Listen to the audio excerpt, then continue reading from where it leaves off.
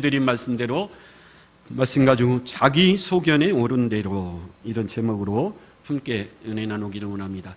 우리가 사사기를 지금 계속해서 살펴보고 있는데 사사기는 총 21장으로 구분되어 있는데 크게 두 부분으로 나눌 수 있습니다. 1장부터 16장까지는 사사기에 등장하는 12명의 사사에 대한 기록이 첫 번째 부분이고 두 번째 부분은 오늘 본문부터 시작하는 17장부터 마지막 21장까지 내용인데 일종의 부록 같은 장입니다. 부록 같은 장이라는 것은 원래는 없어도 되는 내용이라는 거죠. 우리가 앞서 살펴봤듯이 마지막 사사 16장에 등장하는 사사가 자기의 사명을 잘 감당했다면 하나님은 사사를 통해 사사 시대를 끝내시고 새로운 시대를 열었을 것입니다. 그런데 사사 삼손이 그 사명을 감당하지 못했죠. 그래서 사무엘상에 넘어가서 그 유명한 사무엘이 태어나고 그 사무엘을 통해서 사울에게 또 다윗에게 기름 부어 왕을 세움으로 사사 시대를 끝내고 새로운 왕정 시대를 여는 것을 볼 수 있습니다. 그래서 원래는 사사기 16장으로 사사기는 끝나야 돼요. 그리고 바로 사무엘상 왕정 시대로 넘어가야 되는데 삼손이 사명에 실패함으로 17장부터 21장까지 부록같이 없어도 되는 그런 장이 기록되었다라는 거죠. 그래서 17장부터 21장까지 기록은 긍정적이기보다는 굉장히 부정적이고 혼택한 시작상을 우리에게 보여주고 있습니다.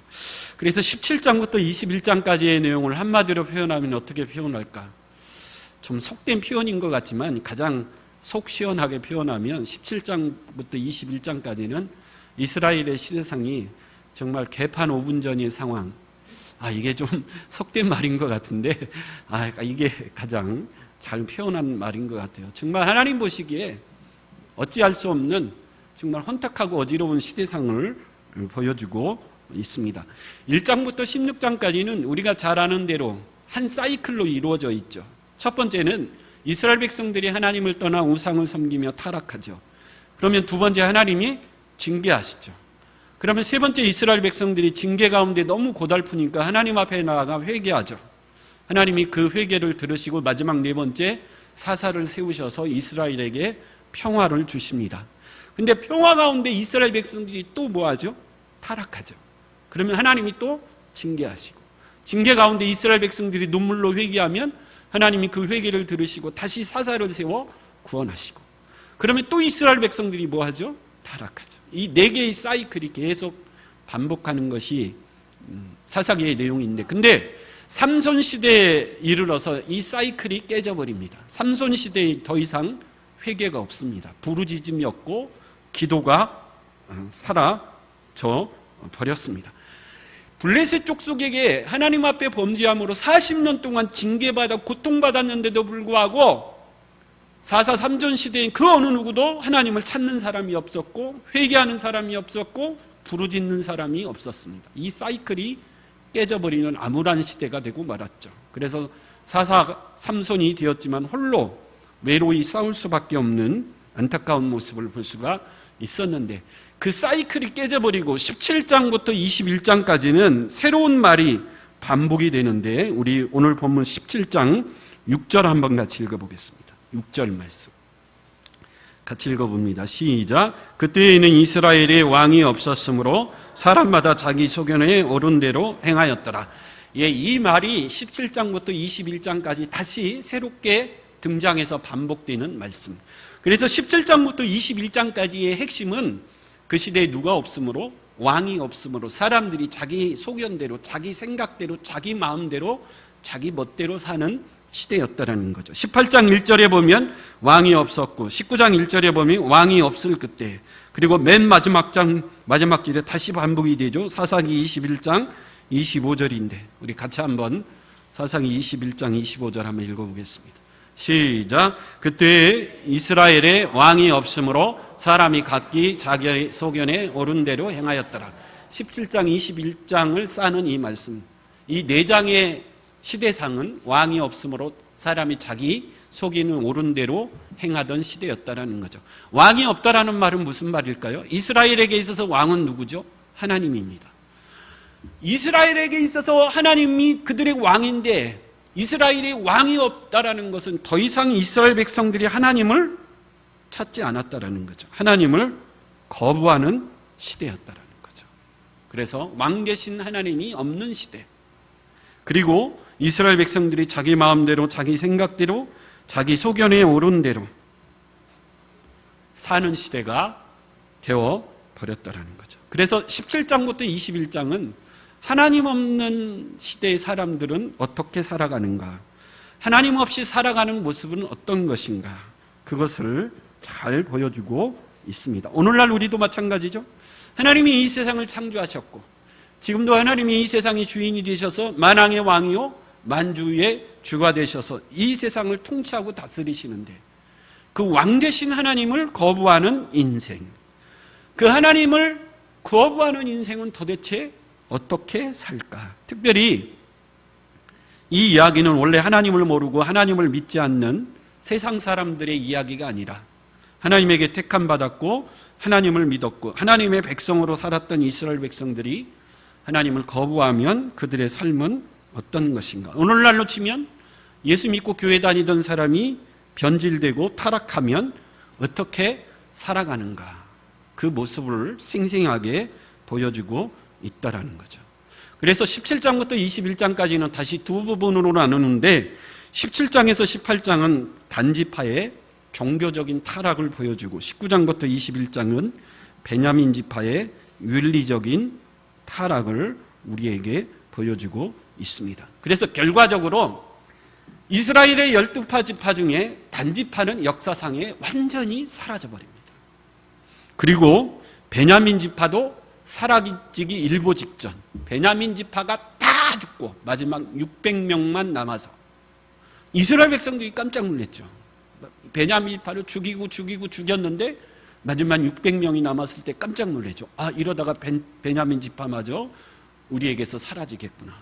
그래서 600명이 남았을 때 살육을 중단하고 겨우 베냐민 지파의 명맥을 이어가게 했습니다. 하나님 없이 살아가던 이스라엘 백성들의 결국은 단지파라고 하는 한 지파가 완전히 역사상에 사라졌고 베냐민 지파까지 사라질 뻔한 엄청난 결과를 초래하더라는 거죠. 왜 이런 참혹한 결과를 맞이했는가? 왜 사람들이 하나님을 왕 되신 하나님을 거부하고 자기 소견에 옳은 대로 살고 있는가? 그 핵심에는 뭐가 없기 때문이죠? 말씀이 없기 때문에 그렇다. 결론은 그겁니다.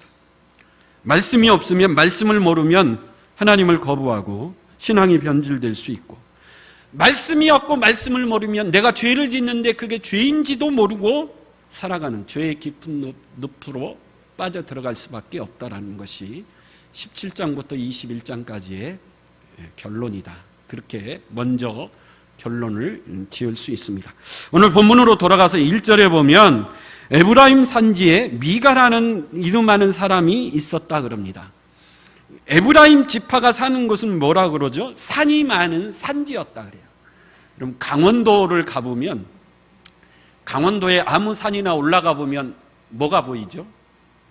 사방에 산밖에 안 보입니다. 산 넘어 뭐죠?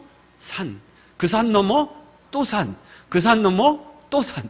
여러분 정말 산이 그때 문득 생각이 드는 게 뭐죠? 지금은 뭐 굴도 뚫고 길이라도 좋아서 차 타고 다니지만 옛날에 걸어서 여기에 살던 사람이 한양으로 가려면 도대체 어떻게 걸어갔을까? 강원도 산은 낮은 산이 아니에요. 보통 1000m가 넘는 산이 대부분. 이 산을 넘고 또는 저 산을 넘고 생각만 해도 아찔하죠. 근데 이스라엘 12지파 중에 에브라임 지파가 분배받은 땅은 그렇게 산이 많은 뭐였다 그러죠? 산지였다. 그래서 에브라임 지파가 여호수아에게 찾아가서 불평하죠.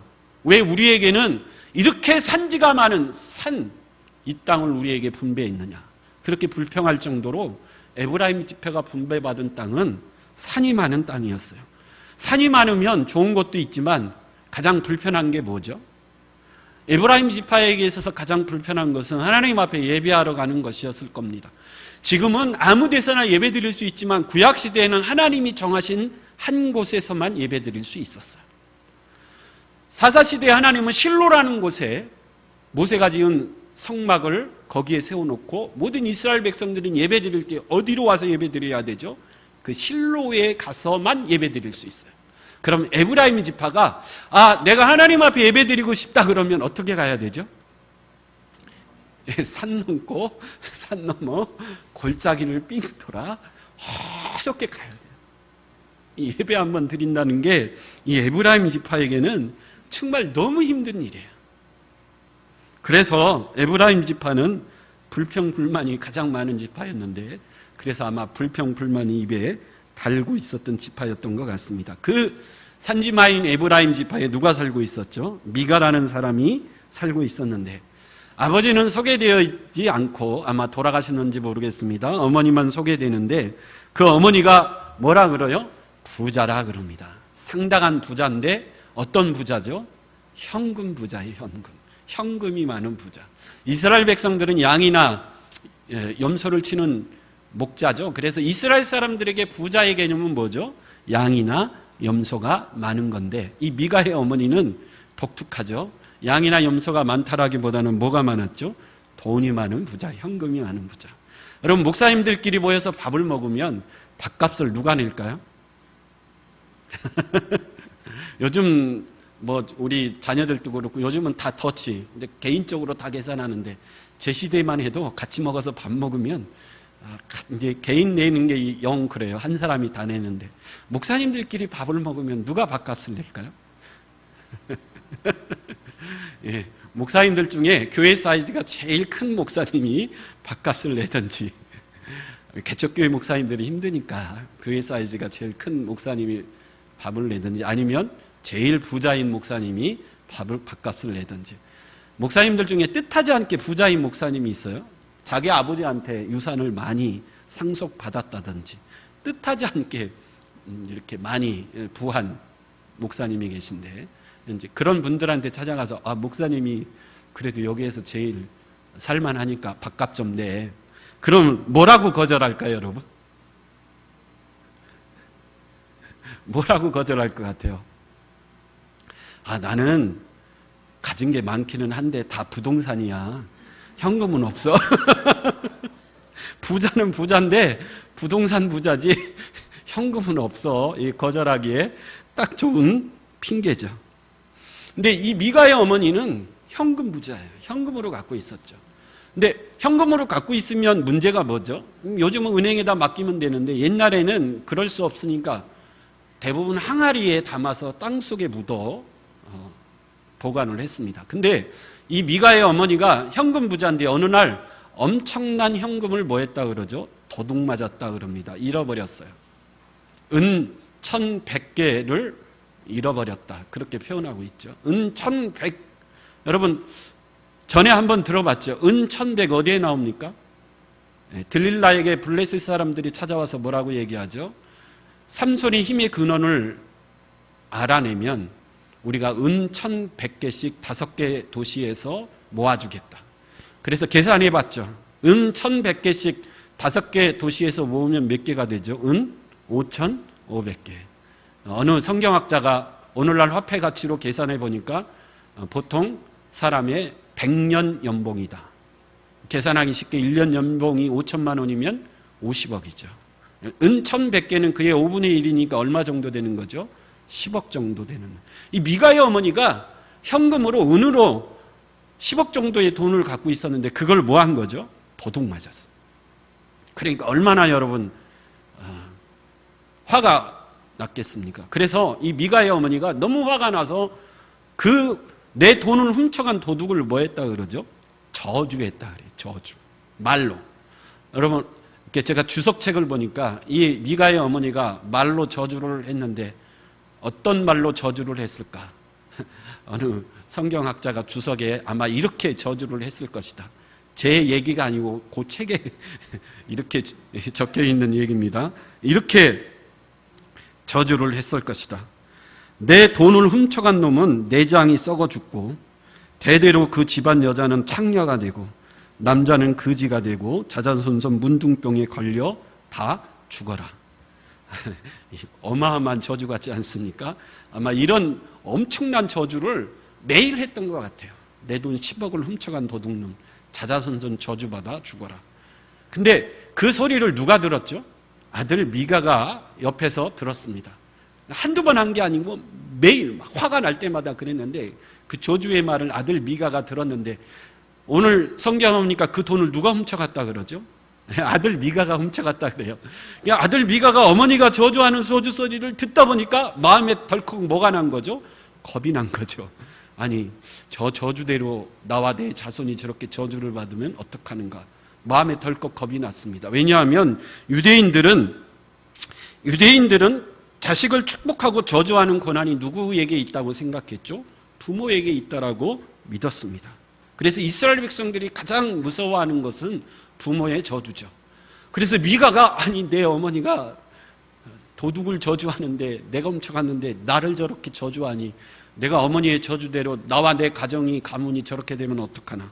덜컥 겁이 나서 어머니한테 가서 이실직고를 했습니다. 어머니 사실은 그 돈을 제가 훔쳐갔습니다. 그랬더니 이번엔 누가 깜짝 놀라죠? 어머니가 내가 그렇게 화가 나서 저주를 하긴 했는데 그 도둑님이 누구예요? 내 아들인 겁니다. 돈을 다시 찾아서 좋긴 좋은데 세상에 내 자식이 저주받기를 원하는 부모가 어디 있습니까? 근데 한 번 뱉은 말은 주워 담을 수 없다는 말이 있듯이 아니 내가 뱉은 말대로 내 자식이 실제로 막 이렇게 문둥병이 걸려 죽고 막 이렇게 되면 어떻게 되나? 어머니가 깜짝 놀랐어요. 그래서 2절에 보니까 자식에게 했던 저주를 풀어주고 그 저주를 무효화하기 위하여 자기 자식이 여호와께 복받기를 원한다. 그러면서 축복을 했어요. 근데 이 어머니가 너무 깨림칙한 거예요. 이 정도로는 안 될 것 같아요. 그래서 3절에 보니까 그 은 1,100을 자식에게 주면서 여호와께 드린다. 그러면서 자식에게 건너줍니다. 근데 미가가 또 그 돈 받기를 거절해요. 4절에 보면 또 다시 아들이 그 돈을 어머니에게 뭐하죠? 도로 줍니다. 왜 서로 안 가지려고 그랬을까요? 저 같으면 얼른 받겠는데. 예, 이 돈은 이게 일종의 미신입니다. 저주받은 돈이기 때문에 이 돈을 가지고 있으면 나도 망하고 내 후손도 망한다.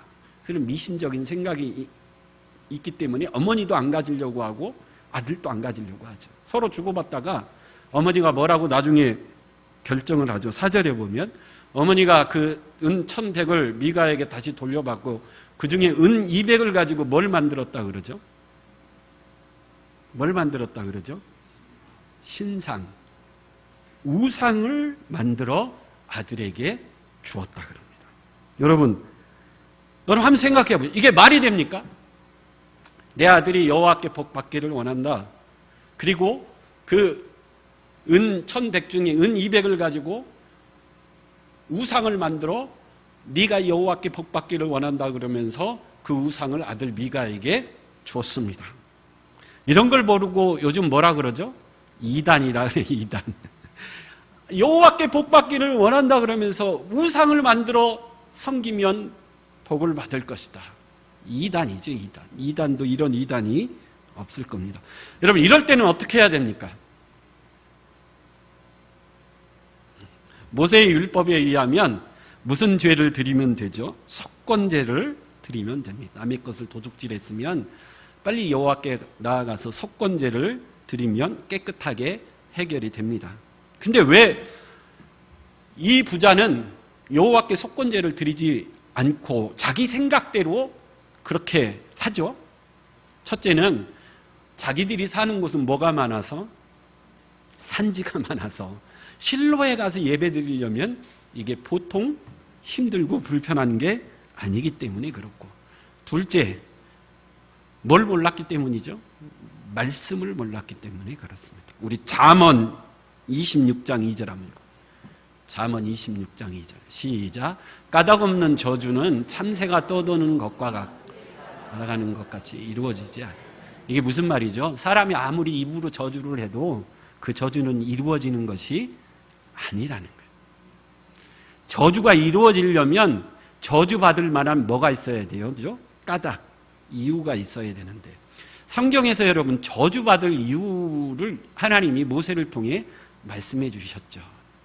어떻게 하면 사람이 저주를 받는가? 우리 신명기 27장 15절 한번 해봐요. 시작. 장색의 손으로 조각하였거나 부어 만든 우상은 여호와께 가증하니 그것을 만들어 은밀히 세우는 자는 저주를 받을 것이라 알 것이요 모든 백성은 응답하여 말하되 아멘 할지어다. 예, 저주는 사람이 아무리 이렇게 저주받아라 해서 저주받는 게 아니고 저주받을 짓을 해야 되는데, 하나님이 말씀한 저주받을 짓은 뭐죠? 우상을 만들면 뭘 받을 것이다? 저주를 받을 것이다. 이게 여호와의 말씀이에요. 근데 여러분, 미가의 어머니를 잘 생각해 보십시오. 내가 돈을 잃어버려서 그 도둑놈을 저주했는데 그 도둑놈이 내 아들이라. 내 아들이 저주를 받으면 안 되는데, 그래서 네가 여호와께 복받기를 원하노라. 그리고 뭘 만들어줬어요? 이게 성경으로 보면 뭐 받을 짓입니까? 저주받. 여러분, 왜 이 미가와 미가의 어머니가 이렇게 한 거죠? 뭘 몰랐기 때문이죠? 말씀을 몰랐기 때문에 그렇습니다. 그럼 미가의 어머니는 왜 여호와께 복받기를 원한다 그러면서 우상을 만들어 아들에게 주었을까요? 앞에서도 이야기했지만 이 여인이 들릴라라 그러면 타락한 여인이니까 그랬겠다라고 생각할 수 있는데, 성경에 안 나와 있으니까 모르겠죠. 왜 이 어머니는 그렇게 했을까요? 아마 가나안 땅에 살고 있던 원주민들이 이 어머니에게 이야기를 해줬을 겁니다.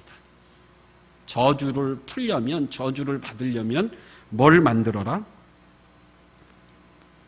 신상, 우상을 만들어 저주를 풀어주는 우상을 만들어 섬기면 그 저주를 풀 수 있고 저주에서 벗어날 수 있다.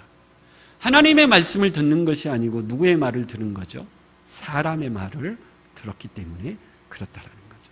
17장부터 21장까지의 핵심은 이스라엘 백성들이 하나님을 거부하고 멋대로 살았다고요? 자기 소견에 오른 대로, 자기 생각에 오른 대로 사는 시대라는 거죠. 근데 이 아들은 한술 더 뜹니다.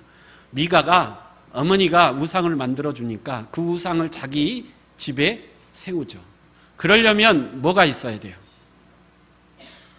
신당도 있어야 되지만 누가 있어야 돼요? 제사장이 있어야 되죠. 자기 아들 중에 한 사람 제사장으로 세우고 그 아들이 입을 뭐죠? 제사장 옷, 에봇을 만들어 입히고, 또 다른 드라빔이라는 우상을 자기가 또 만들어 우상을 2개를 놓고 섬기게 되었다라는 거죠. 여러분, 왜 이 미가가 어머니보다 한술 더 떠서 드라빔이라는 우상을 하나 더 만들었을까요? 이 드라빔은 가정에서 섬기는 우상인데, 장래의 소원을 빌고 장래에 어떤 일이 일어날지 점쳐보는 우상이 드라빔이에요.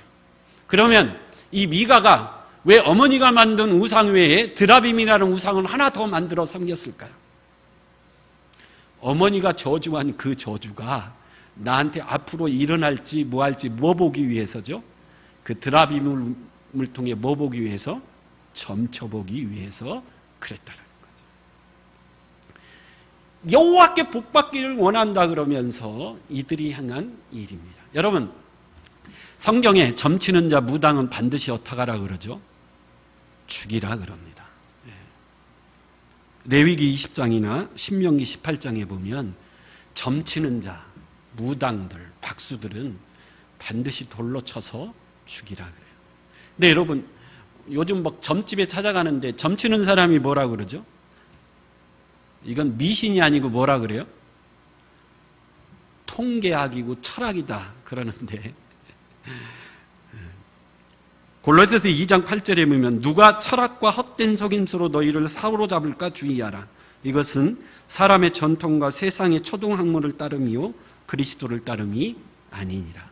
여러분, 왜 하나님이 무당과 점치는 자와 술객과 박수들을 점을 치면서 이건 미신이 아니고 철학이다 그러는 사람들은 반드시 죽이라 그랬을까요? 그것은 누구를 따르는 것이 아니기 때문에 그렇죠.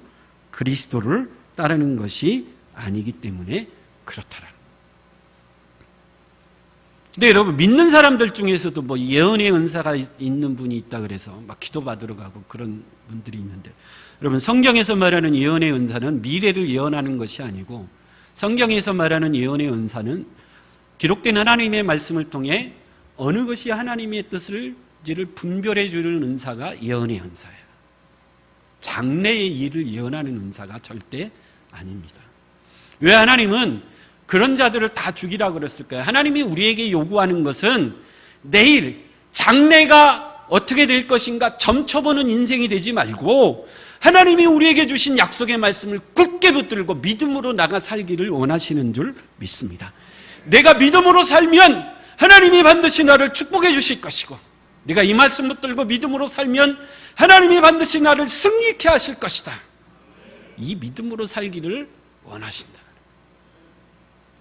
근데 어리석게도 오늘 본문에 나오는 미가와 그의 어머니는 세상 무속 미신에 사로잡혀서 이게 여호와를 섬기는 것인지 이게 미신을 따르는 것인지도 분별하지 못하고 타락하는 어리석은 안타까운 모습을 볼 수가 있습니다. 근데 오늘 설교가 좀 길어 죄송해요. 그런데 그 중에 먹을 것이 없어서 떠돌아다니는 누가 있다 그래요? 레위인이 있었다 그럽니다. 여러분, 레위인들이 왜 떠돌아다닐까요? 레위인들에게는 여호와께서 기업을 주지 않고 성막을 잘 관리하고 너희들의 주식은 이스라엘 백성들이 가지고 오는 11조와 예물을 가지고 먹고 살아라 그래요. 근데 레위인들이 먹을 것이 없어서 떠돌아다녔다라는 것은 이스라엘 백성들이 여호와를 뭐하지 않은 거죠? 섬기지 않은 거죠.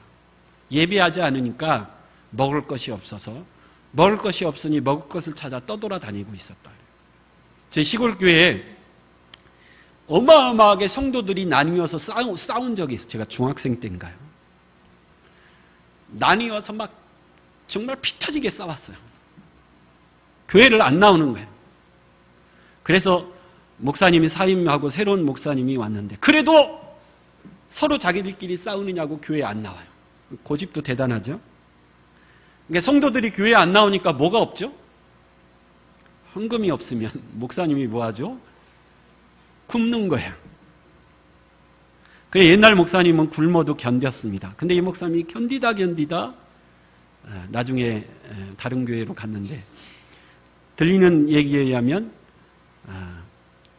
목사님 가정을 돌보는 성도가 아무도 없어서 하루에 라면 1개를 먹고 버텼다. 뭐 그런 얘기가 나중에 들렸습니다. 여러분, 성도들이 헌금하지 않으면 레위인들이 정말 힘든 거예요. 그래서 이 레위인이 먹을 것을 찾아 떠돌다가 누구의 집에 온 거죠? 이 미가의 집에 온 거죠. 근데 미가가 너무 좋은 거예요. 자기 아들을 제사장으로 삼았지만 제사장은 원래 누구만이 제사장이 될 수 있죠? 아론의 직계 자손만 제사장이 될 수 있습니다. 근데 아론의 직계 자손은 아니지만 그래도 누구예요? 레위 지파. 레위 지파는 성전을 뭐 하는 사람들이죠? 관리하고 감독하고 유지보수하는 사람들이에요. 그래서 내 자식보다는 이 레위인을 뭘 시키는 게 낫겠다? 제사장을 시키는 게 낫겠다. 그래서 이 제사장에게 1년 연봉을 제안합니다. 은 10개와 옷 1벌과 주식을 줄 테니 우리 집의 제사장이 돼달라. 그럼 자기가 레위인이면 와서 보니까 여호와를 섬기는 게 아니고 누구를 섬기고 있어요? 우상을 2개나 만들어 놓고 섬기고 있으니 내가 레위인 같으면 어떻게 해야 돼요? 우상을 때려 부셔야 되겠죠. 근데 이 레위인이 너무 배고팠던 것 같아요. 1년 연봉을 준다 그러니까 오케이. 그래서 그 집의 제사장이 됐습니다. 그래서 이 레위인이 미가의 집의 제사장이 되어서 우상을 섬기는 그 미가 집의 이 모습을 정말 그렇듯하게 꾸몄어요. 그랬더니 그 영향력이 누구에게 퍼졌죠? 단 지파에게 이 우상의 영향력이 강력하게 퍼져서 그 범죄로 말미암아 단지파가 이스라엘에서 사라지는 정말 안타까운 모습. 그 시발점이 오늘 본문에 나오는 미가와 그의 어머니라 그렇게 이야기할 수 있습니다. 여러분, 한 사람의 영향력이 한 지파를 역사상에 지워버릴 수 있는 엄청난 영향력을 갖고 있다라는 거죠. 결론으로 여러분, 한 사람의 영향력이 어마어마합니다. 여러분 한 사람이 여러분 가정을 구원해낼 수 있고, 여러분 한 사람이 여러분 가정과 가문을 하나님이 축복하시는 복된 가정이요 가문으로 세울 수 있습니다. 근데 여러분 한 사람이 타락하면 여러분 가정이 무너질 수 있고, 여러분 가문이 하나님 앞에 심판받는 가문이 될 수 있다라는 것. 그래서 여러분, 나 한 사람이 뭐하다라는 거죠? 중요한. 내가 하나님을 믿되 말씀을 통해 제대로 믿으면 나를 통해 우리 가정과 가문의 축복의 강물이 흐를 것이지만, 내가 예수를 믿는데 하나님의 말씀을 제게 두고 내 소견에 오른 대로, 내 생각대로, 내 마음대로 믿으면 하나님의 축복이 아니라 하나님의 심판이 임할 수 있다라는 거죠. 그래서 나 한 사람 때문에 우리 교회 공동체가, 나 한 사람 때문에 우리 가정 공동체가 하나님의 진노 가운데 무너질 수 있다라는 그런 막중한 사명감을 마음에 가지시고, 내 소견에 오른 대로가 아니라 하나님이 주신 말씀대로. 여러분, 시편 1편 1절에서 2절 마지막 읽고, 정말 나와 내 가정이 복이 있는 사람이 되려면 어떻게 해야 되는지 우리 시편 1장 1절에서 2절 말씀 읽고 마치도록 하겠습니다.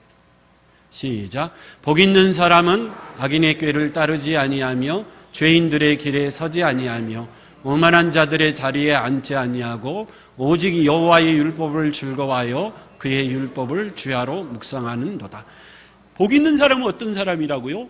여호와의 율법을, 말씀을 즐거워하여 그의 율법 말씀을 주야로 구하는 사람이요, 묵상하는 사람. 그 사람이 하나님이 기뻐하는 자요, 그 사람이 하나님이 축복하시는 축복의 인생이 될 줄 믿습니다. 아멘. 우리 다 같이 자리에 일어서셔서 우리 하나님의 음성을 듣고자 기도하면 우리 찬양하고 하나님 축복의 인생이 되기를 원합니다. 축복의 인생일 뿐만 아니라 나 한 사람을 통해 우리 가정과 가문에 또 우리 교회 공동체에 축복의 물줄기가 흐르게 하여 주시옵소서. 그러기 위해서 하나님 말씀의 반석 위에 든든히 세워진 인생 되기를 원합니다. 우리 결단하고 기도하는 시간 갖도록 하겠습니다.